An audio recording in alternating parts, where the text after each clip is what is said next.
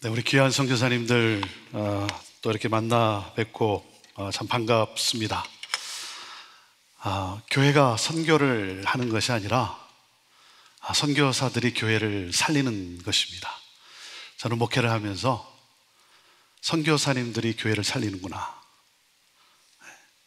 선교지에서 교회를 위해서 기도할 때 하나님께서 그 기도를 들으시고 하나님이 교회를, 우리 선교사님들의 기도를 들으시고 교회를 건강하게 지켜주시고 인도하시는구나. 여러분은 정말 귀한 분들입니다. 여러분 모두를 축복합니다. 제가 이렇게 선교지를 이렇게 다니고 하니까 사람들이 제가 굉장히 선교에 열정이 있는 걸로 그렇게 착각을 하더라고요. 저는요, 선교지 가는 게 굉장히 싫어요. 굉장히 힘들고, 일단 잠자리가 바뀌면 굉장히 괴롭습니다. 그리고 보기보다 제가 음식을 잘 먹질 못합니다. 이것저것 아무거나 잘 먹질 못합니다. 그래서 선교지 가는 걸 굉장히 제가 힘들어합니다. 하지만 갑니다. 가는 것은 제가 가야 우리 성도님들이 또 그 선교지를, 그 땅을 밟기 때문에 하나님 나라 확장을 향해서 우리 성도님들이 또한 그 하나님의 꿈을 향해 나가기 때문에 제가 갑니다. 이번에 이렇게 KWMF에서 이렇게 와서 말씀을 전하면 좋겠다, 그렇게 연락이 왔습니다. 저는 KWMF가 뭔지도 잘 모르고 오늘 앉아서 계속 듣는데 KWMA, KWMC, KWMF 계속 듣는데 아직도 뭐가 뭔지 모르겠어요. 좀 알아보려고 제가 2시간 동안 앉아서 열심히 들었는데 계속 헷갈릴 뿐입니다. 그런데 이렇게 초청을 해주셔서 제가 순종하는 마음으로 이렇게 순종하고 이렇게 썼습니다. 다른 것보다 오늘 저는 여러분과 함께 제가 시애틀 형제교회를 섬기고 있는데요. 여러분, 시애틀 하면 뭐가 생각이 납니까? 시애틀 하면 아직도 잠 못 이루는 밤입니까? 시애틀 하면 시애틀 형제교회가 생각이 나야 됩니다. 그래서 시애틀 형제교회의 그 변화의 이야기, 하나님의 역사하심을 잠깐 나누고 그리고 여러분과 함께 같이 또 기도하며 나가고자 합니다. 자, 우리 가까이 있는 분에게 한번 인사하시죠. 이렇게 한번 인사하시기 바랍니다. 당신의 얼굴에 광채가 납니다. 인사하시죠. 당신의 얼굴에 광채가 납니다. 상황은 때로 우리로 하여금 눈물 나게 할 때가 있습니다. 환경은 때로 우리로 하여금 우울하게 만들 때가 있습니다. 하지만 하나님이 나와 함께 하시고 내가 주 안에 있기 까닭에 감사할 수 없는 상황 속에서 감사하고, 기뻐할 수 없는 상황 속에서 기뻐하고, 찬양할 수 없는 상황 속에서 찬양할 수 있는 것, 이것이 바로 우리 그리스도인의 능력인 것입니다. 사랑하는 우리 선교사님 여러분, 어떠한 상황과 어떤 환경이 있다 할지라도 하나님이 나와 함께 하시기 까닭에 그 하나님을 바라보는 가운데 여러분의 얼굴에 소망이 있고, 그 하나님을 바라보는 가운데 여러분에게 평안이 있기 까닭에 평안을 잃은 사람들이, 소망을 잃은 사람들이 여러분을 보고 소망을 얻게 되고, 예수 그리스도를 모르는 분들이 여러분을 통해 예수 그리스도를 만나게 되기를 주님의 이름으로 축복합니다. 자, 옆에 분의 얼굴에 너무 광채가 나니까 궁금하지 않습니까? 아니, 어떻게 이분은 이렇게 얼굴에 광채가 나나 궁금하니까 한번 물어봐야 되지 않겠습니까? 자, 한번 이렇게 물어보시죠. 혹시 선교사님이십니까? 자, 이렇게 한번 물어보시죠. 혹시 선교사님이십니까? 네. 이 질문을 많이 받고 하나님 앞에 섰으면 좋겠습니다. 사람들이, 예수님을 모르는 사람들이, 믿지 않는 분들이 선교사에 대한 소문을 듣고 밝은 얼굴을 볼 때마다 혹시 당신은 선교사입니까? 혹시 당신은 그리스도인입니까? 이 질문을 많이 받고 하나님 앞에 섰으면 좋겠습니다. 제가 목회를 시작할 때 하나님이 제게 주신 열정이 있었습니다. 그것은 바로 기성교회에 대한 열정이었어요. 기성교회도 변해서 부흥할 수 있다라고 하는 모델을 창출하는 것.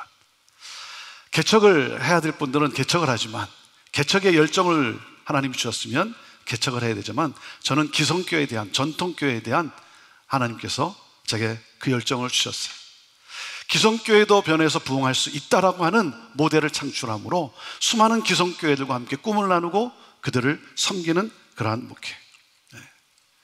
교회가 성장하고 부흥하는 기쁨을 누렸는데 어느 순간부터 교회가 정체되기 시작하고 점점 하얀 곡선을 그리기 시작하고 젊은이들은 빠져나가고 교회는 고령화돼 가고 있고,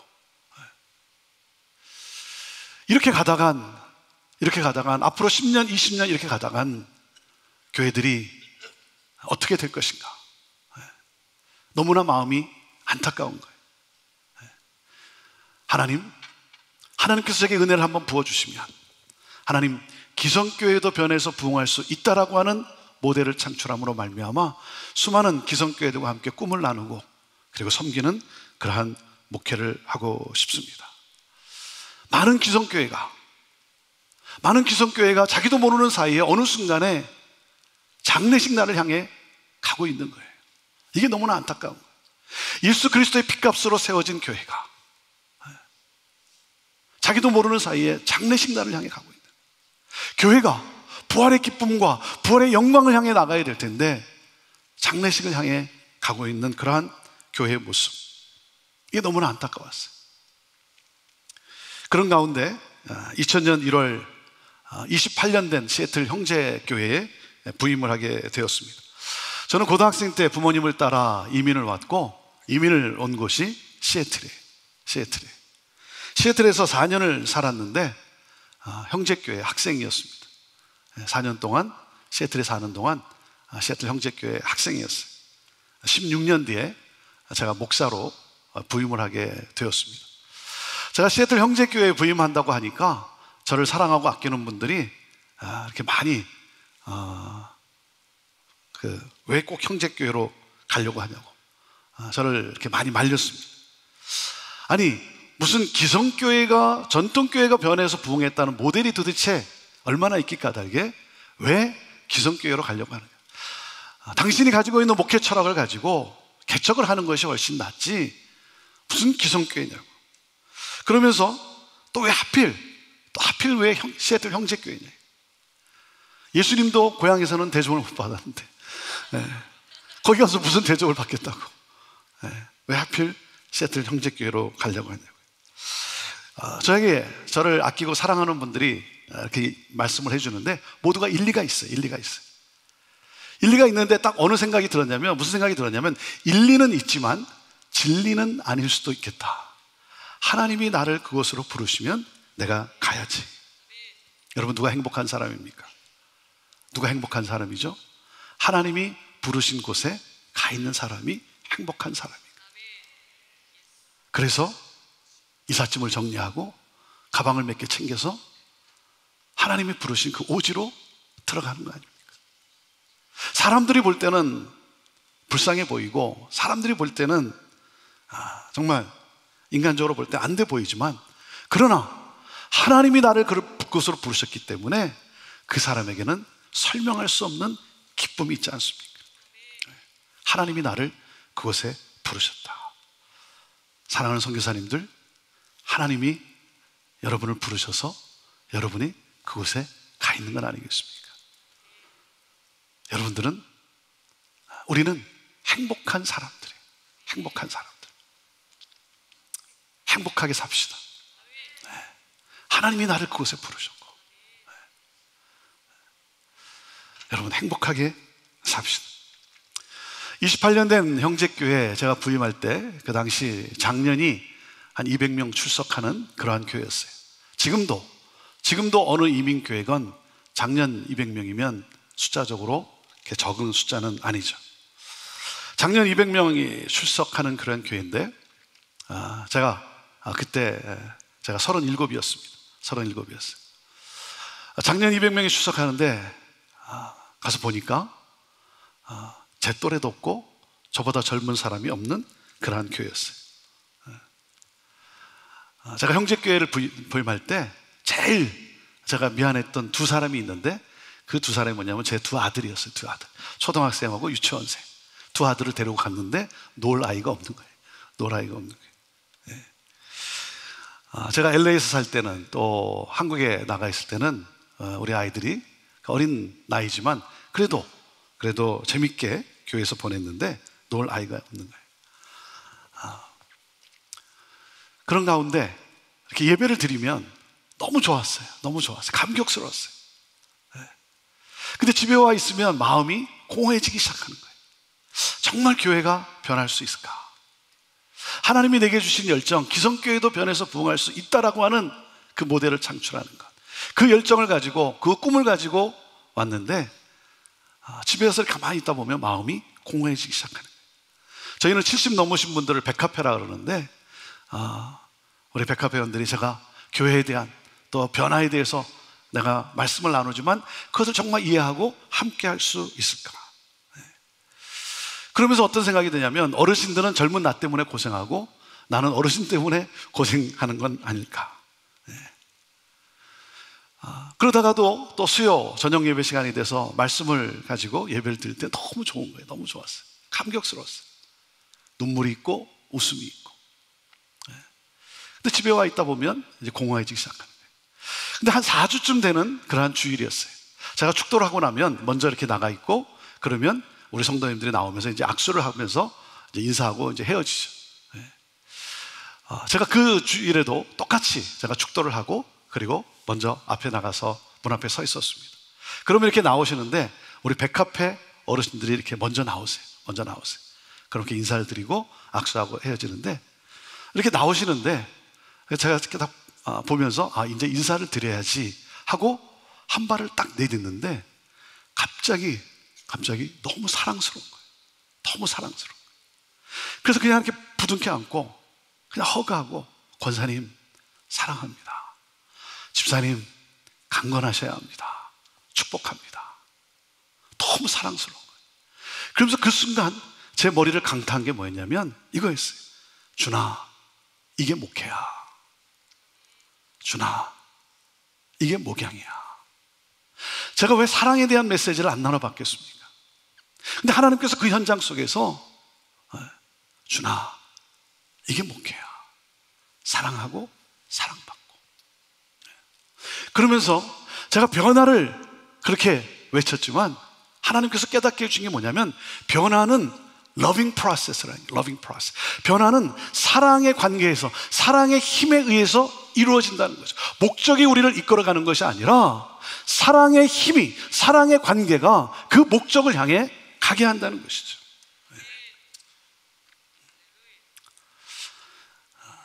사랑받고 사랑 주고. 저희 백합회 어르신들은요 제 열렬한 팬입니다. 제 열렬한 팬이에요. 어느 정도로 열렬한 팬이냐면 제가 찬양을 하다가 손을 들면요 일제히 손을 들어요. 일제히 손을 들어요. 제 열렬한 팬이에요. 그래서 때로는 누님 제가 또 그렇게 인사하기도 합니다. 여러분, 교회의 힘은 건물의 크기에 있는 것이 아니죠. 교회의 힘은 사람의 숫자에 있는 것이 아니죠. 교회의 힘은 사랑의 크기에 있는 거예요. 사랑의 크기. 사랑으로 하나 되고. 그러면서 그때 제가 느낀 감정이 뭐냐면 마치 기차가 떠난 것 같아요. 오랫동안 정차되어서 녹슬어 가던 기차가 떠나기 시작한 거예요. 그리고 형제교회가 변하기 시작했어요. 새 역사가 시작되었어요. 젊은이들이 돌아오기 시작하고 떠난 자녀들이, 장로님의 자제분들이 자식들을 데리고, 그러니까 손주들이죠, 데리고 다시 돌아오기를 시작했어요. 그리고 아이들이 태어나기를 시작을 했어요. 아이들이 없던 그러한 교회, 아이들이 태어나기 시작했어요. 아이들이 태어나기 시작하는데요 월 평균 5명에서 6명의 아이가 태어나는 거예요. 여러분은 별로 감동이 없는 것 같은데 저는요 지금도 예배를 드리다가 어린아이의 울음소리가 들리면요 그렇게 감사해요. 어린아이의 울음소리와 웃음소리를 들을 수 없었던 그러한 교회. 제가 어떻게 느껴졌냐면 마치 어떤 교회 같으냐면 양로원 같았던 교회였어요. 양로원 같았던 교회. 그런데 교회가 변하기 시작을 했어요. 하나님의 역사가 일어나고 성도들이 복음 들고 나가기 시작하고 단기 선교를 나가기 시작하고 그리고 선교사를 파송하기 시작하고 생존에 급급하던 교회가 생존에 서바이빙 하기 위해서 급급하던 교회가 변하기 시작을 했어요. 그리고 우리 교회 이보다 더 좋을 수 있다라고 하는 주제로 매년 교회 컨퍼런스를 열어서 목회자들과 교회 리더들과 함께 꿈을 나누고 교회를 섬기는 그러한 교회가 됐어요. 제가 그렇게 얘기하지만 사실은 하나님의 은혜 외에는 사실 설명할 길이 없는 거죠. 그렇지 않습니까? 우리가 오늘 지금까지 여기까지 온 것도 사실 뭐 이런저런 얘기로 우리가 나눌 수는 있지만 사실 하나님의 은혜 외에 할 수 있는 말이 뭐가 있겠습니까? 근데 교회가 정말 놀랍게 변하기 시작한 거예요. 그래서 저는 형제교회가 변하는 걸 보면서 저는 모든 교회가 다 변할 수 있다라고 저는 그렇게 확신했어요. 아니, 형제교회도 변했는데 모든 교회도 저는 변할 수 있다고 확신을 했어요. 형제교회에 대한 소식을 듣고 형제교회에 대한 이러한 변화와 이런 소식을 듣고는 여기저기서 이렇게 막 초청을 해주시는 거예요. 와서 세미나 해달라, 집회해달라. 그러면요, 저는 또 뭐 열심히 갔어요.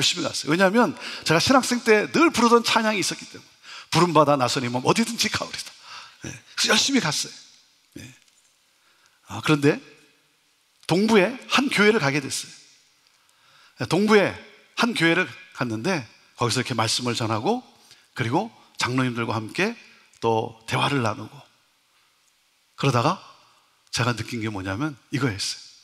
여기서는 예수님도 안 되겠다. 예수님도 쫓겨나겠다. 변화가 쉬운 게 아니더라고요.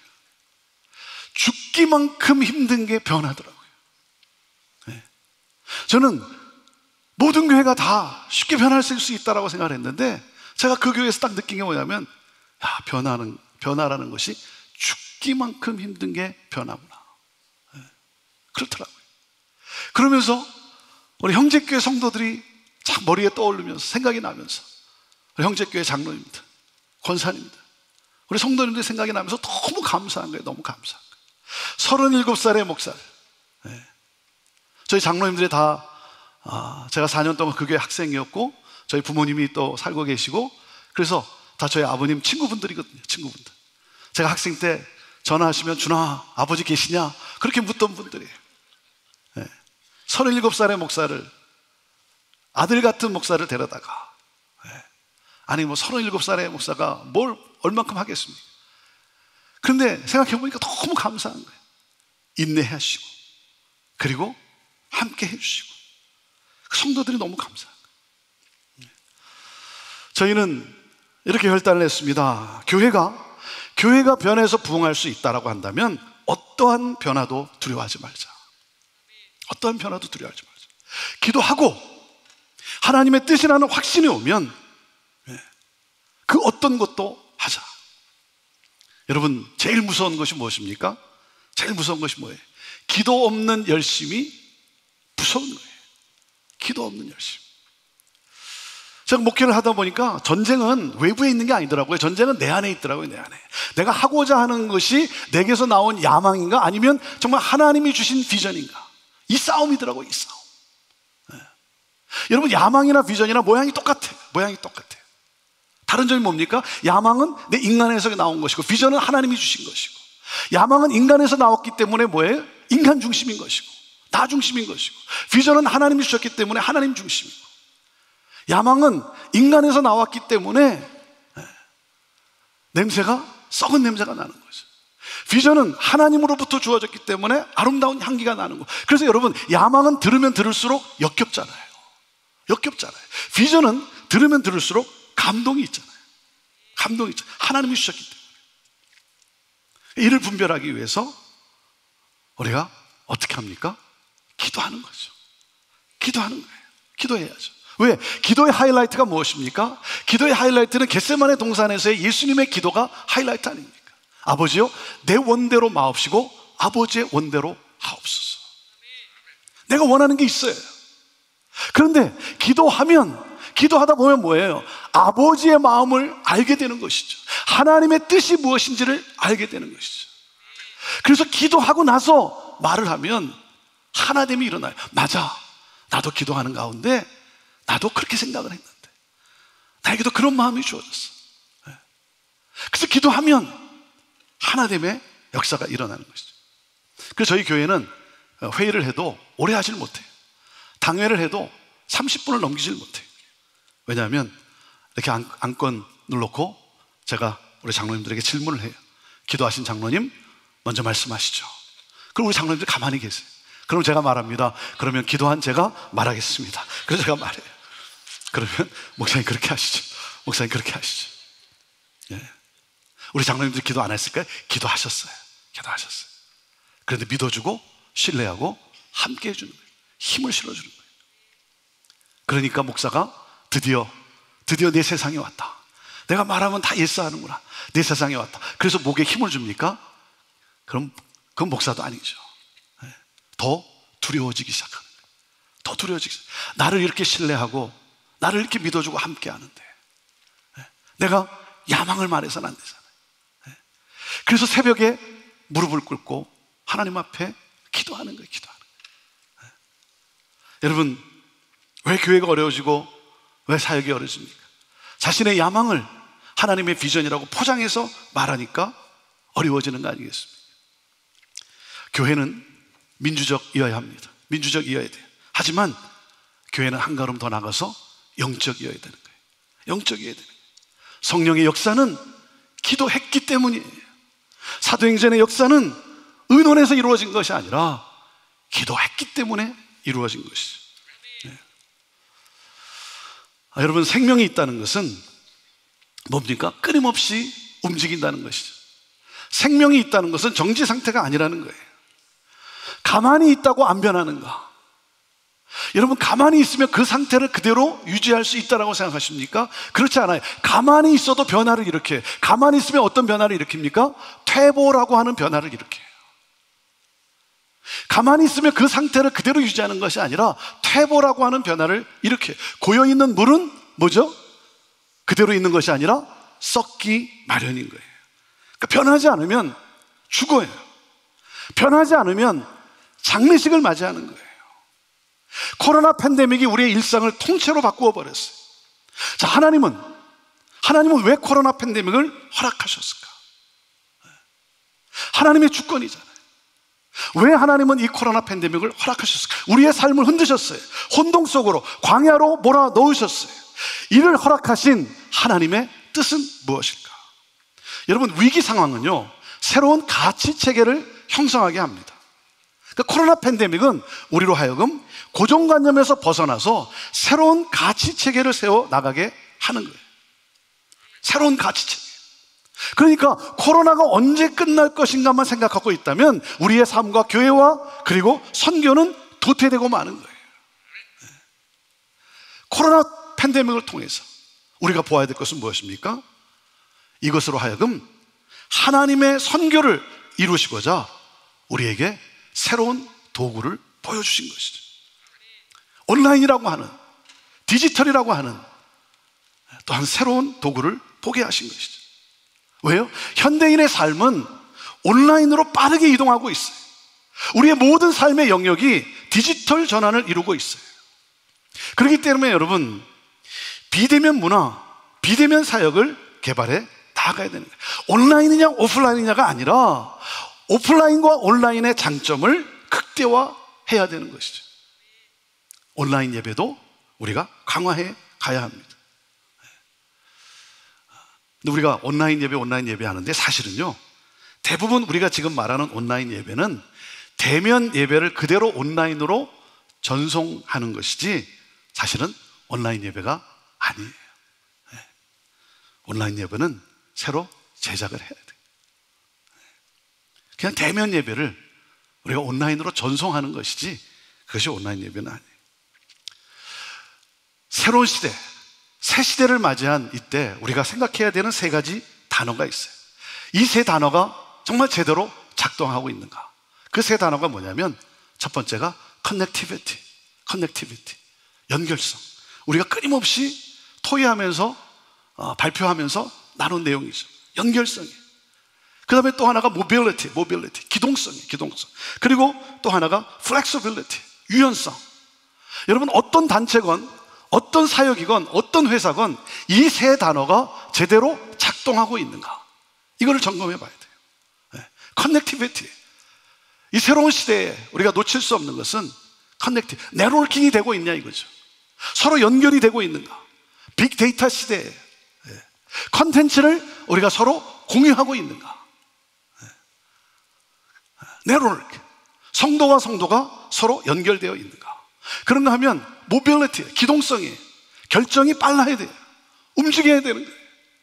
빠르게 결정하고 그리고 움직여야 되는 것이. 자, 그런가 하면 또 한 가지 중요한 게 바로 이 플렉서빌리티, 유연성이라고 하는 것이죠.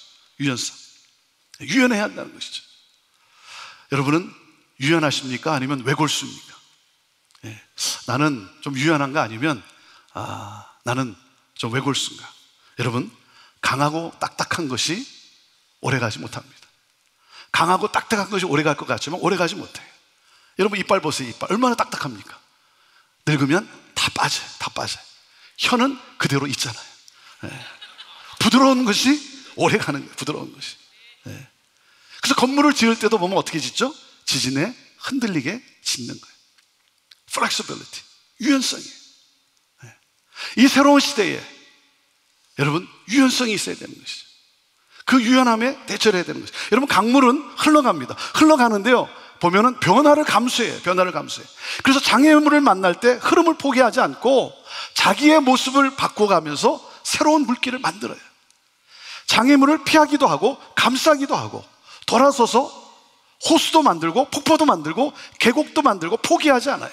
굽이굽이 돌아 흘러 결국 목적지인 바다를 향하고 그리고 어떻게 됩니까? 마침내 거대한 바다를 이룹니다. 그렇기 때문에 교회도 선교도 계속해서 변화되고 개혁되어야 되는 것이죠. 여러분, 흐르지 않는 물은 안전하게 느낍니다. 안전하게 느끼지만 뭐죠? 제도화된 거예요. 제도화된, 고착화된, 결국 장례식 날을 향해 가고 마는 거예요. 자, 그러면 변화란 무엇인가? 변화에 대한 정의를 내려요. 저는 변화에 대한 정의를 이렇게 내립니다. 변질된 것을 본질로 돌이키는 것. 그것이 변화다. 변질된 것을 본질로 돌이키는 것. 오늘 우리가 하고 있는 방법이나 형식이 아무리 내가 익숙하고 우리가 오랫동안 그렇게 해왔다 할지라도 이것이 본질에 맞는가 하는 거죠. 그렇지 않으면 변화해야 되는 거예요. 여러분, 본질이 무엇입니까? 우리의 본질은 뭐예요? 복음이에요. 복음이죠. 이 변할 수 없는 이 복음을 잘 지키고 전하기 위해서 끊임없이 변해가야 되는 것이죠. 그러니까 오늘 우리가 스스로에게 질문해야 되는 내용이 무엇입니까? 오늘 우리가 하고 있는 것, 그 전에 우리가 계속 해왔던 것들이 아무리 우리에게 익숙하고 내가 아무리 편하게 느끼고 오랫동안 해왔다 할지라도 이 모든 것들이 오늘 이 시대에 복음의 진보를 가져오고 있는가? 구원의 역사를 일으키고 있는가? 그렇지 않다면 변해야 되는 것이죠. 이 변할 수 없는 이 복음을 잘 지키고 전하기 위해서 끊임없이 변해야 되는 것이죠. 복음이 아니라 바로 방법인 거예요. flexibility. 방법에 대한 유연. 여러분, 변화는 창조적 파괴입니다. 창조적 파괴. 헤르만 헤세가 이런 말을 했어요. 새는 알을 깨고 태어난다. 지극히 당연한 말인데 굉장히 유명한 문구예요. 새는 알을 깨고 태어난다. 무슨 말이에요? 기존에 있는 것이 부서지지 않으면 새로운 창조적 변화는 찾아오지 않는다는 것이죠.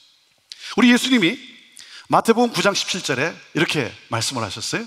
새 포도주는 새 부대에 넣어야 둘이 다 보존되느니라.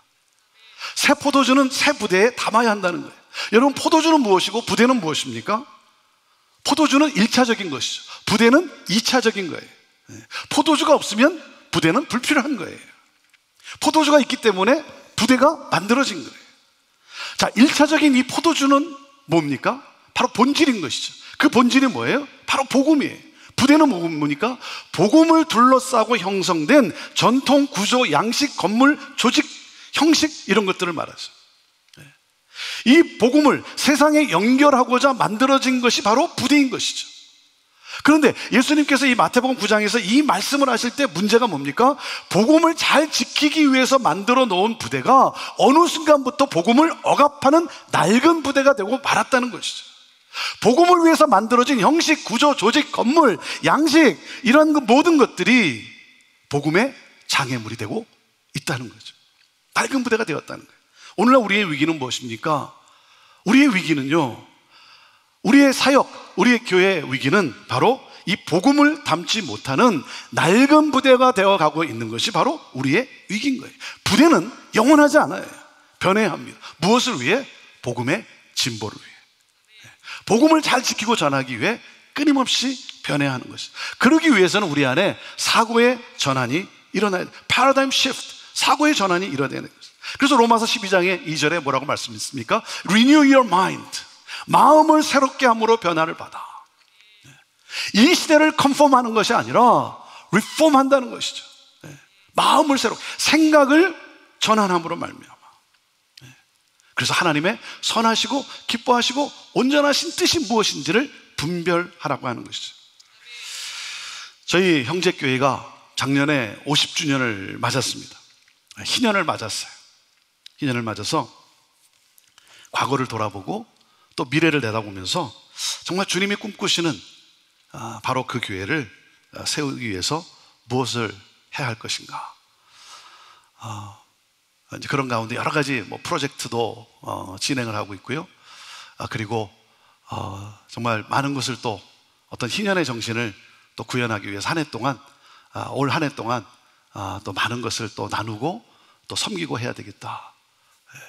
그래서 다음 달에 저희 교회가 킴넷 포럼을 이렇게 호스트를 해요. 저는 킴넷이 뭔지도 모르고 그런데 킴넷을 좀 섬겼으면 좋겠습니다. 우리 선교사님들 또 선교에 대한, 그래서 알겠습니다. 다음 달 저희 교회가 이렇게 섬기는데요, 50주년을 맞이한 형제교회가 과거를 돌아보고 미래를 내다보면서 과연 주님이 꿈꾸시는 바로 그 교회를 세우기 위해서 우리가 해야 될 것은 무엇일까 하는 가운데, 기도하는 가운데 하나님이 제게 주신 하나의 이미지가 뭐였냐면 바통 타치였어요. 이 바통 타치. 하나님이 이 이미지를 제 마음속에 보게 하셨어요. 여러분, 육상 계주에서 각 선수들의 스피드보다 더 중요한 것은 무엇입니까? 바로 정확한 바통 타치. 정확한 바통 타치. 바통 타치에서 실패하면 순식간에 우승과는 거리가 멀어지고 마는 것이죠.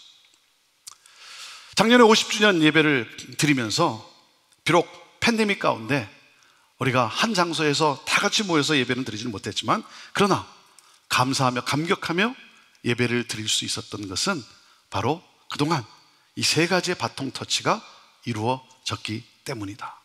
그래서 앞으로 주님 다시 오실 때까지 또 내일을 바라보며 우리가 헌신해야 될 이 세 가지 바통 타치가 무엇인가, 그동안 해왔던, 이루어졌던 바통 타치, 이 세 가지를 나누면서 한번 우리의 사역지 또 선교지도 함께 좀 생각해 보고 싶은 것입니다. 첫째가 뭐였냐면 이거였어요. 3040 세대를 영향력 있는 일꾼으로 세우는 공동체. 제가 형제교회에 부임할 당시에 우리 성도들의 평균 연령이 60이 넘었어요. 60이 넘었어요. 그래서 시애틀에서 노인이 많은 교회로 그렇게 알려져 있었습니다. 그런 형제교회가 37살인 저를 담임으로 청빙을 했어요. 상당히 레디컬한 그러한 결정이었죠.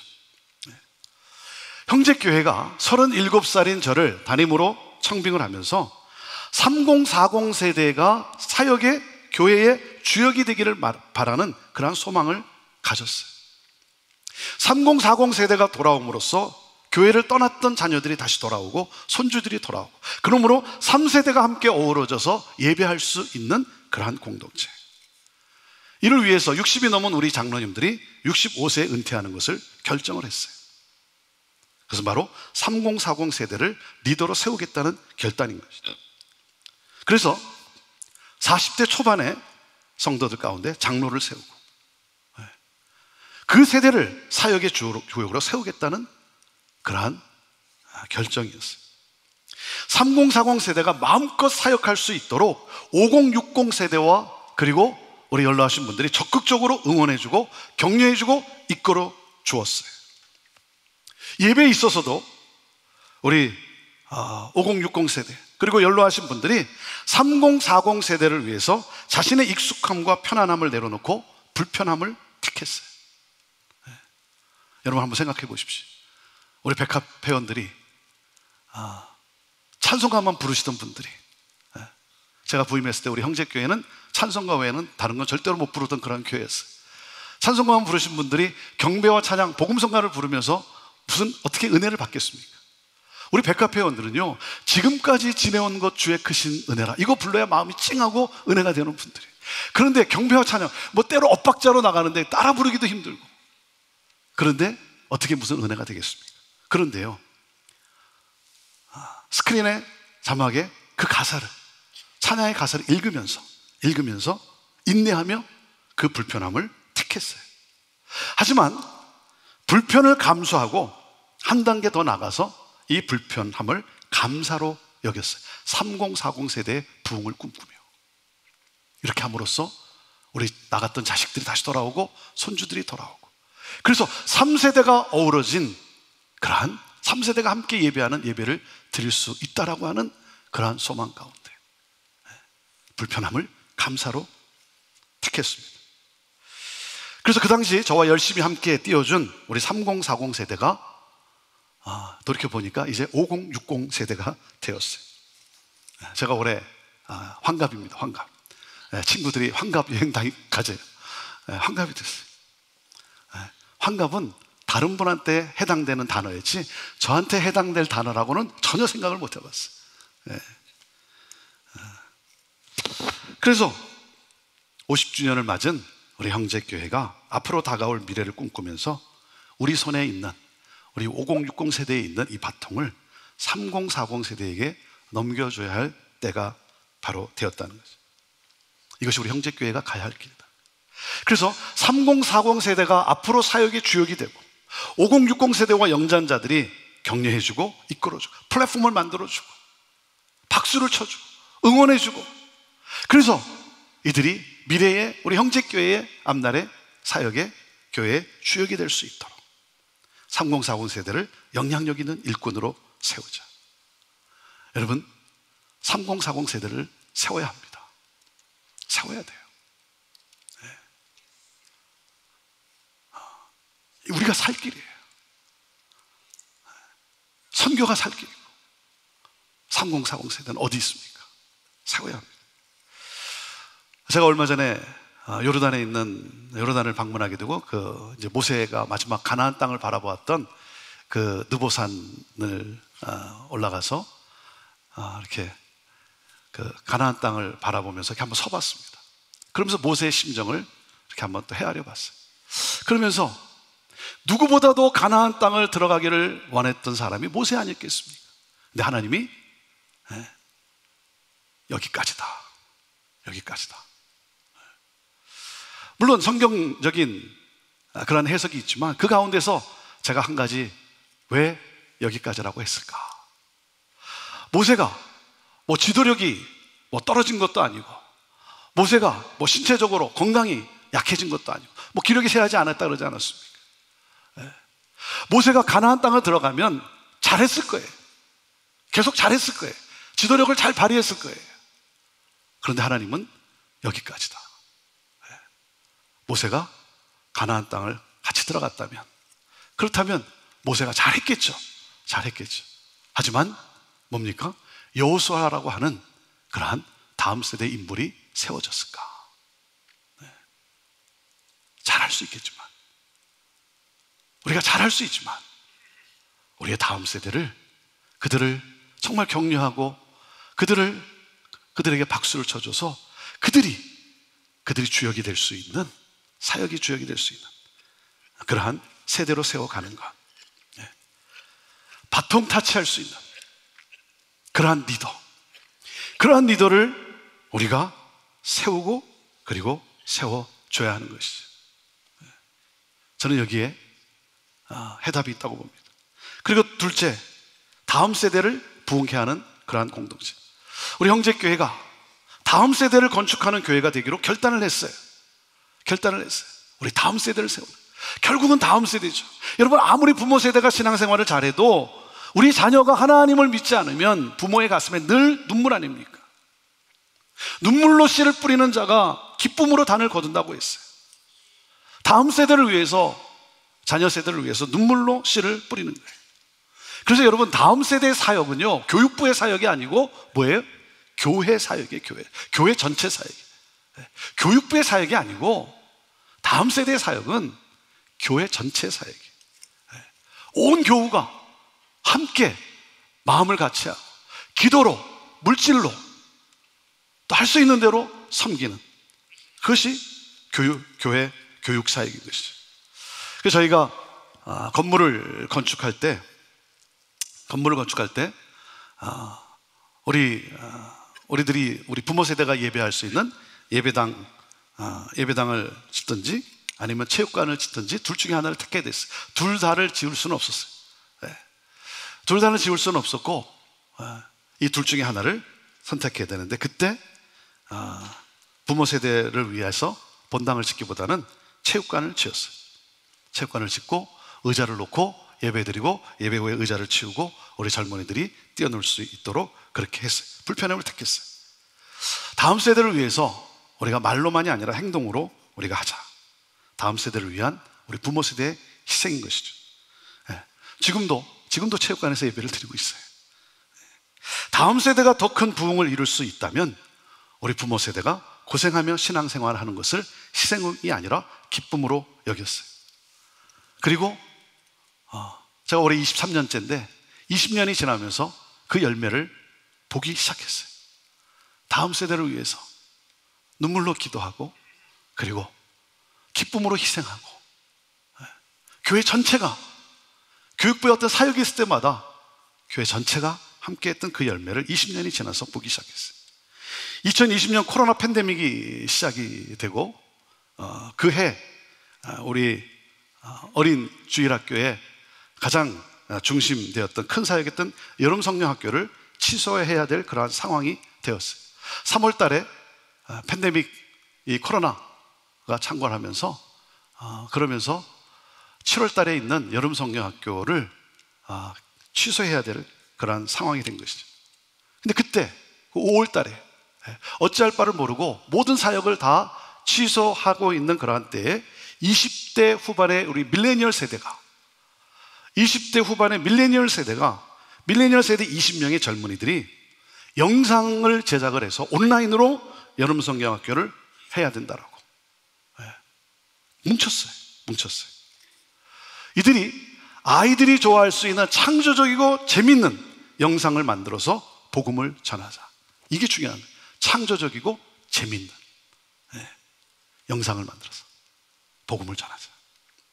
그 취소할 상황이었는데 그 5월 달에, 7월 달에 여름 성경학교에 있는데 그 짧은 그 2개월의 기간 동안에 그들이, 그 20명이 정말 수고해서 그래서 온라인으로 여름 성경학교를 할 수 있도록 그렇게 만들었어요. 제가 여름 성경학교를 하면 한 750명에서 800명 아이들이 2주 동안 여름 성경학교를 하는데, 그런데 이 온라인이기 때문에 또 미주와 또 해외에서 참석을 해서 2,000명의 어린아이들이 함께 참여를 했어요. 정말 이 밀레니얼 세대가, 형제교회에서 성장한 그 20대 후반의 이 젊은 친구들이,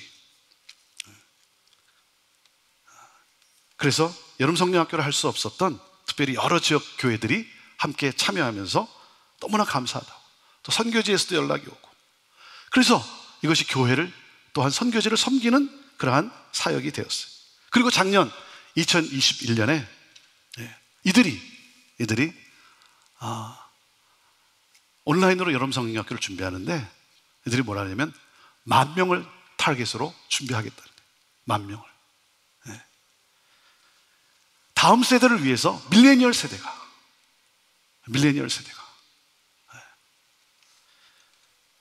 그리고 10,000명을 꿈꾸며 했는데 20,000명이 넘는 아이들이 여름 성경학교에 참여를 했어요. 그러니까 20년이 지나면서 20년 동안 뿌려왔던, 투자해왔던 그 기도와 그 눈물의 기도와 그리고 부모 세대의 그 섬김과 희생의 열매를 보기 시작한 거예요.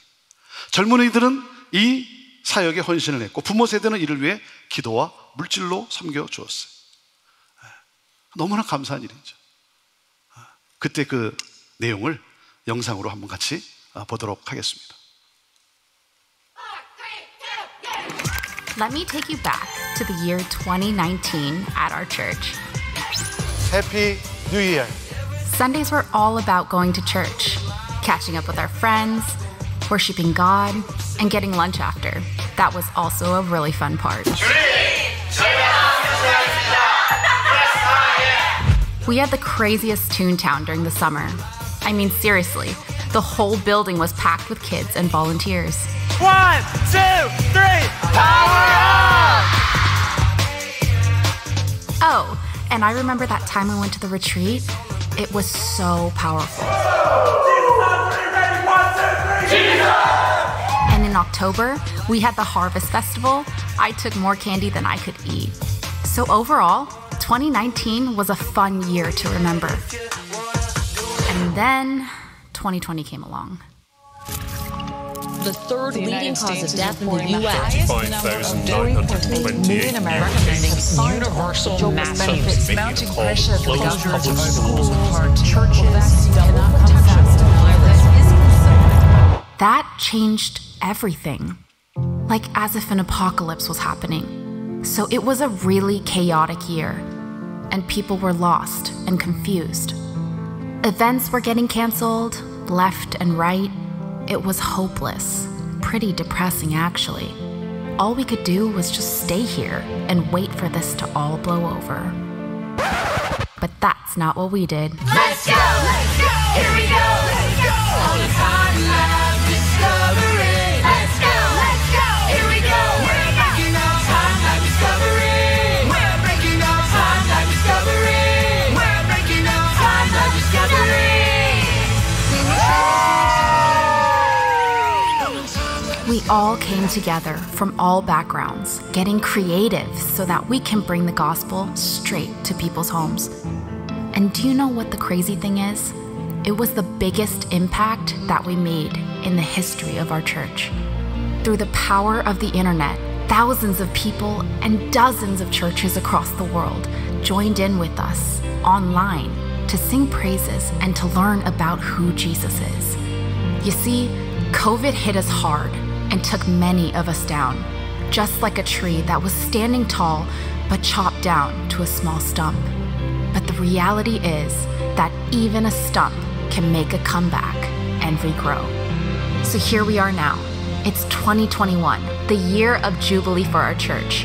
And we are now giving birth to a new ministry that will take us to the next 50 years.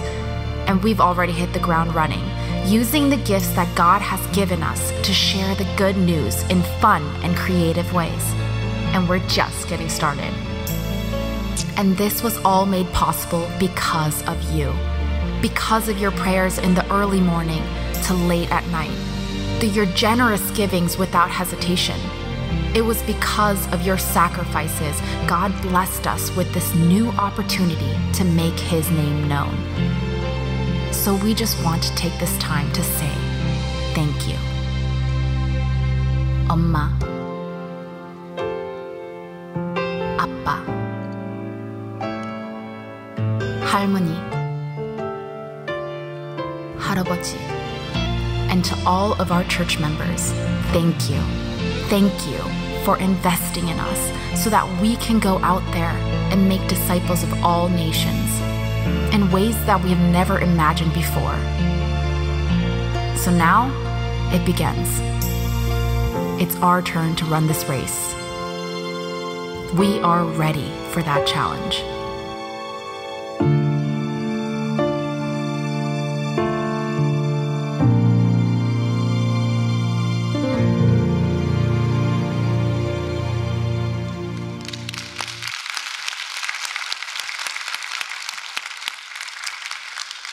영상을 볼 때마다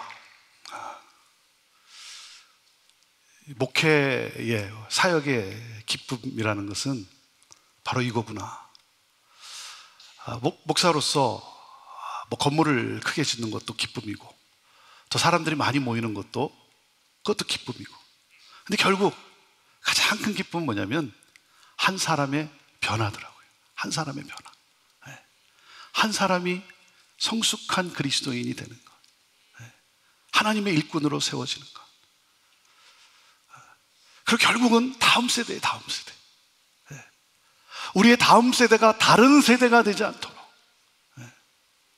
우리가 어떻게 하면 우리의 사역의 현장에서 그 어린 생명들이 예수 그리스도, 예수가 그리스도고 하나님의 아들임을 믿음으로 고백하고 그들이 그 신앙을 따라 살아갈 수 있도록, 하나님의 놀라운 일들을 해나갈 수 있도록. 세상은 정말 많이 바뀌었어요. 많이 바뀌었어요. 제가 뭘 할 수 있는 것도 점점 한계에 오고 있어요. 그런데 우리 밀레니얼 세대, 컴퓨터 세대, 그리고 또 MZ 세대, 앞으로 올 세대, 이들은 변하는 이 세상 속에서 그들은 또한 세상을 뒤집는 그러한 귀한 일꾼들이 될 거예요. 우리가 이 믿음과 이 꿈을 가지고 또 쏟아붓는 거예요. 투자하는 거예요. 3040 세대를 영향력 있는 일꾼으로 세우기 위해서 플랫폼을 만들어주고 박수 쳐주고 세워주고, 우리 KWMF에 3040 세대 선교사들도 함께 우리 5060 또 우리 어르신들과 함께 하면서 바톤 타치가 또 자연스럽게 이루어질 수 있도록, 그리고 성장하고 있는 우리 어린 자녀들이 정말 급격히 변화하는 세상 속에서 세상을 주도할 수 있는 일꾼으로 세워지는 그런 놀라운 역사, 그게 바톤 타치. 그리고 또 한 가지가 바로 하나님 나라 확장을 향한 선교 공동체라는 거죠. 우리가 끊임없이 우리가 기억하고 나누는 선교 공동체, 교회는 선교 공동체. 그래서 저희가 하고 있는 캠페인 중에 하나가 I am 캠페인이에요. I am 캠페인. I'm a missionary. I'm a missionary. 나는 선교사입니다. 예수님이 이 세상을 변화시키기 위해서 하나님으로부터 파송받아 오신 것처럼 우리 또한 이 세상을 변화시키기 위해서 예수님으로부터 파송받은 선교사다라고 하는 이 자각. 제가 가장 안타까울 때가 언제냐면 단기 선교를 갈 때, 우리 성도들이 단기 선교를 갈 때, 단기 선교를 가서 보면요 정말 선교사로 살고 와요. 그 일주일 동안, 열흘 동안, 2주 동안 정말 선교사로 살고 와요. 잠자리가 불편해도, 음식이 잘 맞지 않아도 불평하는 적이 없어요. 다 감사함으로 받아들이고, 잠을 좀 못 자고 그러더라도 어떻게 하면 내가 주의 사랑을 나눌 수 있을까, 어떻게 하면 복음을 조금이라도 전할 수 있을까, 그렇게 애를 쓰고 수고하고, 그리고 정말 섬기는 우리 그러한 성도들. 돌아올 때 보면요 줄 수 있는 건 다 주고 와요. 다 주고 와요. 정 줄 게 없으면 혁띠라도 풀러서 주고 오더라고요. 근데 안타까운 게 뭐냐면 다시 미국에 도착해서 공항에 딱 내려서 나오는 순간 내가 선교적 삶을 사는 선교사라고 하는 이 자각을 잊어버리고 아메리칸 주님을 향해서 살아가는 그런 모습을 볼 때 너무나 안타까운 거예요. 우리들이 태평양을 건너올 때, 우리가 이 세상을 살면서 우리가 가진 꿈이 뭡니까? 아메리칸 주님이에요. 아메리칸 주님. 태평양을 건너온 모든 우리 한인들 보면 다 아메리칸 주님을 가지고 왔어요. 잘 먹고 잘 사는 거예요. 그런데 우리가 분명히 깨닫는 것이 무엇입니까? 우리가 하나님을 만나면, 하나님을 인격적으로 만나면 우리가 깨닫는 것이 무엇입니까? 우리 안에 하나님의 꿈이 있다는 거죠. 하나님의 꿈이 바로 킹덤 주님이라는 거죠. 킹덤 주님. 마이 킹덤이 아니라 나의 킹덤, 하나님 나라의 꿈. 어떻게 하면 우리 성도들이 이 하나님 나라의 꿈으로, 그죠? 끊임없이 받고, 그리고 필요한 것 얻고 여기서 그치는 것이 아니라 어느 순간부터 축복의 통로로서 선교사로 이 자각하고 설 수 있는, 그래서 나누고 베풀고 섬기고 하나님 나라 확장을 향하여 킹덤 주림을 가지고 나갈 수 있는 그러한 공동체. 바로 이것이 우리가 놓칠 수 없는 그러한 우리의 사역이고 우리의 삶인 것이죠. 저는 오늘 본문 말씀, 이 말씀을 택하면서 이 말씀이 참 우리를 감동케 해요. 이사야 60장 1절에 3절 이 말씀, 우리 같이 한번 읽어볼까요? 다시 시작. 일어나라, 빛을 발하라. 이는 내 빛이 이르렀고 여호와의 영광이 내 위에 임하였음이니라. 보라, 어둠이 땅을 덮을 것이며 캄캄함이 만민을 가리려니와 오직 여호와께서 내 위에 임하실 것이며 그의 영광이 내 위에 나타나리니 나라들은 내 빛으로 왕들은 비치는 내 광명으로 나아오리라. 일어나 빛을 비추어라. 말씀하세요. 일어나 빛을 비추어. 왜? 하나님이 빛이 내게 비추었고 하나님의 영광이 내 위에 임하였기 때문이라는 거예요. 하나님이 너를 통해 하나님의 빛을 비출 것이라는 거죠. 보라, 세상은 지금보다 더 어두워질 것이고 캄캄함이 민족을 덮을 것이다. 그럴수록 움츠러들지 말라는 거예요. 움츠러들지 말고 일어나 하나님의 빛을 드러내라는 거예요. 그리고 약속의 말씀을 주셨어요. 나라들이 너의 빛을 보고 찾아오고 그리고 내 광채를 보고 올 것이라는 거예요. 너를 통해 열방이 주께 돌아오고 주를 경배하게 된다. 누구를 통해? 너를 통해, 여러분을 통해, 우리를 통해 하나님께서 빛을 비추시고 영광으로 임하시고 그래서 우리들을 통해 모든 열방이 주께 돌아오게 하시겠다는 거예요. 하나님의 소원이 무엇입니까? 하나님의 소원, 우리를 구원하신, 우리를 주의 자녀 삼으신 그리고 그 하나님의 소원이 뭐예요? 하나님의 소원은 모든 나라와 민족과 백성과 언어가 그 누구도 셀 수 없는 수많은 무리들이, 그 누구도 카운트할 수 없는 그 수많은 무리들이, 모든 열방이 주 앞에 나와 큰 소리로 온 힘을 다해 구원은 보좌에 얹은 하나님과 어린 양께 있습니다라고 그 구원의 하나님을 경배하게 되는 역사. 누구를 통해? 바로 예수 그리스도를 믿는 구원받은 저와 여러분을 통해 하나님은 이 일을 이루시겠다는 하나님의 소원인 것이죠. 하나님의 소원.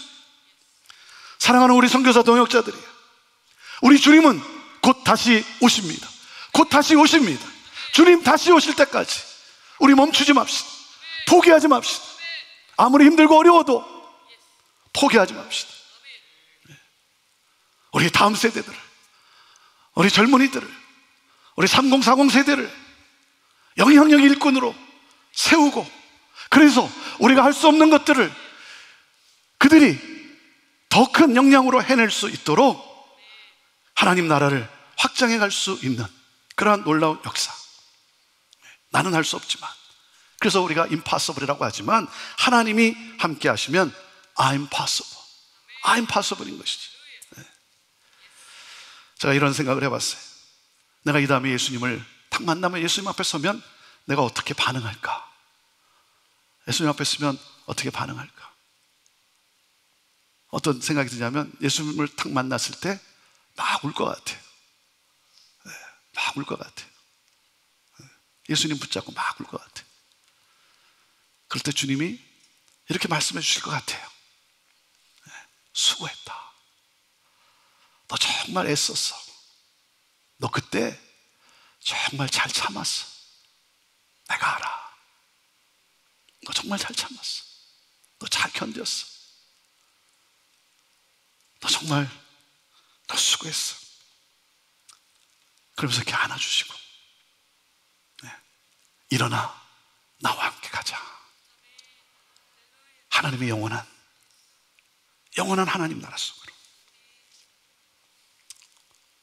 우리 선교사, 우리 동역자 여러분, 하나님께서 그 말씀을 해주실 거예요. 너 정말 수고 많았어. 너 그리고 그 힘들었을 때 너 정말 잘 참았어. 너 그때 그 어려운 순간 정말 잘 견디고 인내했고, 정말 고맙다. 너 수고했다. 일어나 나와 함께 가자. 우리 하나님께서 이 음성으로 함께 하시리라 그렇게 믿습니다. 그래서 어떠한 상황과 어떠한 환경이 있다 할지라도 때로 우울하고 힘들고 눈물나고 하지만 하나님이 나와 함께 하시기 까닭에, 주님이 나와 함께 하시기 까닭에 우리 그 주님 손잡고 주님과 동행하며 그 하나님 나라 확장을 향해서 한 걸음 한 걸음 나가는, 그러므로 하나님의 그 소원, 모든 열방이 주께 나와 구원은 오직 보좌에 앉으신 하나님과 어린 양께 있습니다라고 그 구원의 하나님을 경배하는 이 놀라운 역사, 이를 위해 나아가는 여러분 모두를 부족한 제가 여러분 축복합니다. 강건하시고 네. 그리고 주님이 주시는, 성령께서 주시는 위로와 능력을 가지고 주님 다시 오시는 그날까지, 주님 앞에 서는 그날까지 끝까지 달려가는, 하나님의 마음을 시원케 하는, 그리고 한 영혼이 죽게 돌아올 때 천국에서 잔치가 벌어진다고 했는데 하나님을 춤추게 해드리는, 하나님을 춤추게 하는 그 한 영혼의 변화를 향해 나아가는 우리 모두가 되기를 바랍니다.